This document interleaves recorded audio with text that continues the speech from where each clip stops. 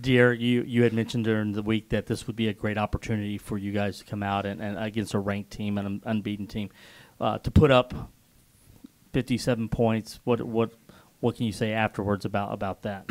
It's a great feeling. The offensive line played great all game. Receivers out there making plays, and I feel like we got it all together. I mean, we had a couple bad drives there, but we overcame it and kept believing in each other, and that's why the outcome was what it was. So. Can you talk a little bit about how you guys responded after they tied it up at 14, how you kind of picked up and took off from there? This team is special. I think all year it's been ups and downs. We've been down by 14, up by 14, so we kind of know what it's like to be in a tight game, and I think we showed it there. When they tied the score up, I was on the sideline telling my guys, "Let's come on, it was a long game. We never know when the big play is going to happen." So we just kept focused and kept believing in each other. Do you kind of feel like even just through these 8 games, you as the quarterback of this team have already been through a lot, seen a lot, learned a lot from what this offense can do? Yeah, I think I learned a whole bunch. Just 8 games into it this season, I learned pretty much everything you can learn in 8 games. This offense is pretty special. Coach Bowers is a great coach, and we have good enough guys on offense to make it work. So, Jeremy, Coach was saying that he texts you a lot, and you're on the leadership council. What are those messages? Are they to stay ready? Or I know that a lot of the receiving early on has been to Marquez and Keith and Courtney, but you kind of have slowly worked your way in and become another option. But what's been the message? The message is just to always be ready when my number is called. Anything can happen throughout a game. So Coach KG, Coach Applewhite, those guys they just keep my head straight, and I'm always ready for my opportunities. Derek, what do you think about being involved in 7 touchdowns, throwing for 5 and running for 2? I didn't know I had 7, but I guess it's pretty good. The most important thing to me is to win. If that involves me scoring touchdowns and throwing and running touchdowns, then that'll work. But I didn't know I had 7. I guess it's a good feeling. Okay. Yes, sir.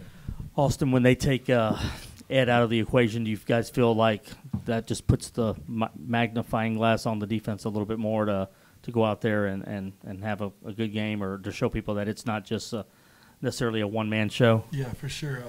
We take pride in we love him to death. We love our boy, but you just want to, we just want to show the world that it's not all about him sometimes. But we've come to play as a unit, and very proud of the D-line for stepping up. Flem, Payton, Gerard, they did a phenomenal job. It does take the double teams and triple teams off of him. But that means people got to step up and just play their role.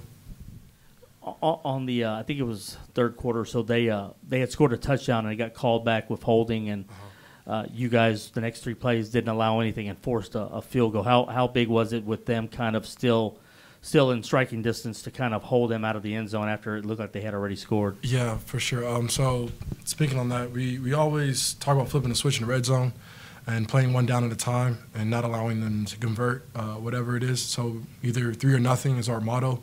So field goal or no points at all. And so we take very much pride in that. And after that holding call, it gave us opportunity to turn up the defense basically and allow us to play sound defense.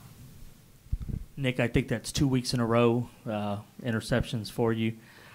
First, that situation in the end zone, big was it again to keep them 3 points or no points? And then as a unit, did you guys feel like it looked like in the second half you took away some of their big play potential? I don't think they had more than 28 yards rushing, so it looked like the defense really kind of rose to the occasion in the second half.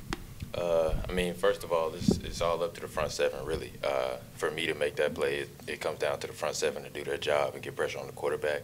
And, that's what they all did come the second half. And, just like Austin said, we really don't – it's either 3 or nothing. We don't want to give up any points. But, we just really want to go out there and, and make plays. So. Can't leave Marquez like that. Marquez, you guys have been really, close-knit receivers.